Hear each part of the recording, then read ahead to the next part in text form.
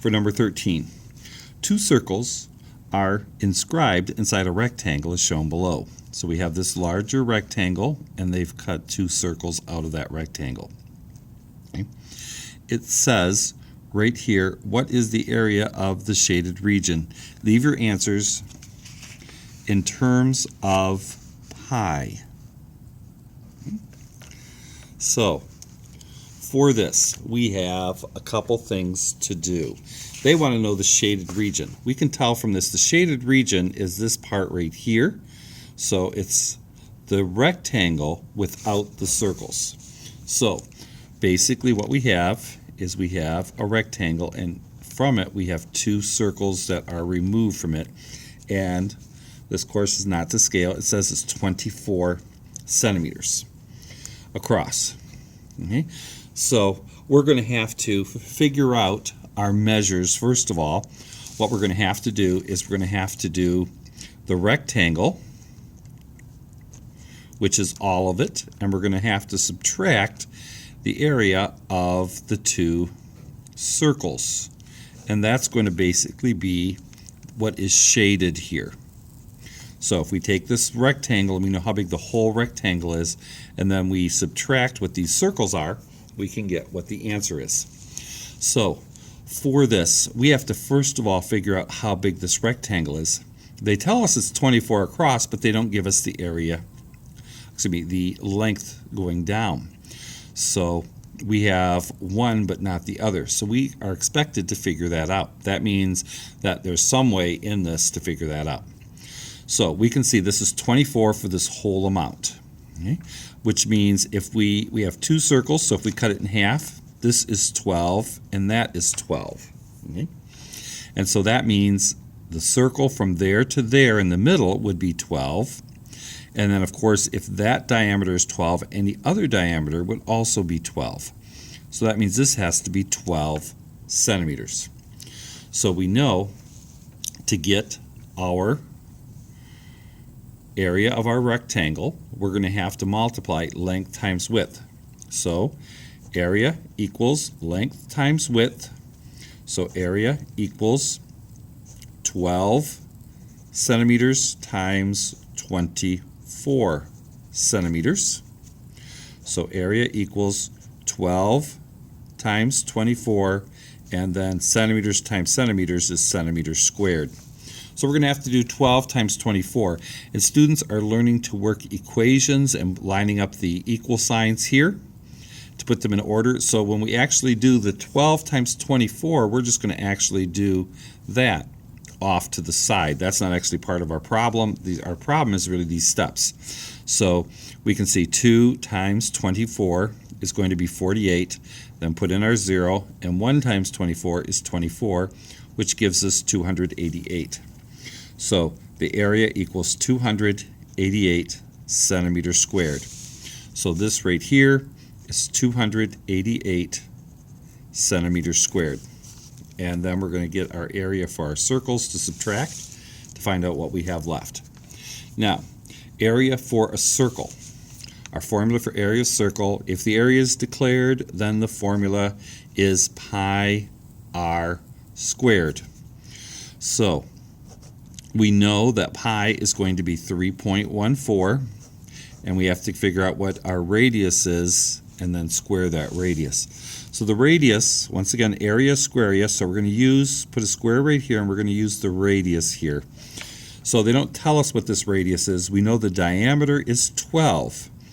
And so if it's 12 all the way across this circle, that means each of these would have to be 6. So the radius is going to be 6 centimeters. So once again, a radius is half of a diameter. So this would end up here being 6 centimeters. So next step, we're going to do our exponents. And once again, our exponents go in with the distributive property. 6 written twice, 6 times 6 is 36, and centimeters times centimeters is centimeters squared. So now we're going to have to multiply this right here, and once again we do that over to the side. We have 3.14 times 36. So when we're multiplying, we just do that once again, following our pattern. 6 times 4 is 24. 6 plus 2 more is 8. 6 times 3 is 18. Then put in our 0. 3 times 4 is 12. Carry a 1. 3 plus 1 is 4. And 3 times 3 is 9. So we end up here with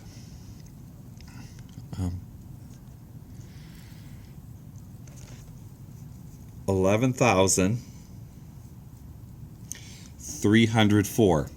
Now, what I've done there is I've basically did the problem and put in my comma. Our problem is a lot of students do that and they'll say, well, that won't work. Well, they have to remember this is a decimal, and we have 2 decimal places up here, which means we have to have 2 decimal places here. So our answer is actually 113.04. So that, of course, is one of the circles, so we can't put that there. So we're going to have one circle, 113.04, plus another circle. So therefore, we're going to end up with 226.08. And we're going to subtract that to 26.08. Now to do this, we're actually going to have to borrow. So we're going to have 226.08 is what we're subtracting. So our top number is 288, and we have to line it up so the hundreds, the tens, and the ones line up, and then we put in the zeros for the tenths and the hundreds. So now we have to subtract, and you always have to have a larger number on top. So we're going to have to borrow from there. That would give us like $1 would become 10 dimes. Borrow one of the dimes and make 10 pennies. So 10 minus 8 gives us a 2. 9 minus 0 works.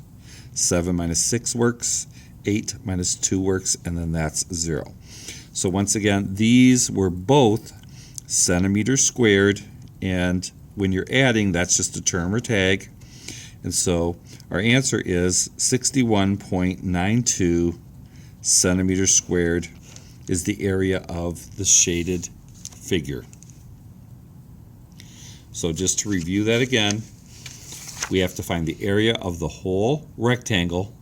So once again, we have to figure out that this is 12 and that's going to be 12. Then we're going to have to find the area of the circles, and there are 2 circles. So pi r squared, so if that's 12, halfway across is 6. So 6 squared is 36 times pi, and then multiply it by 2 because we have 2 circles. So we take the area of the larger rectangle, subtract the area of the 2 circles, and we get the area of what is shaded.